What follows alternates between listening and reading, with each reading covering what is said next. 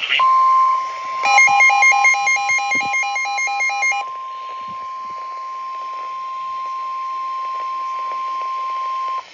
National Weather Service in Lincoln has issued a tornado warning for central Piatt County, eastern DeWitt County, northeastern Macon County, until 4:30 p.m.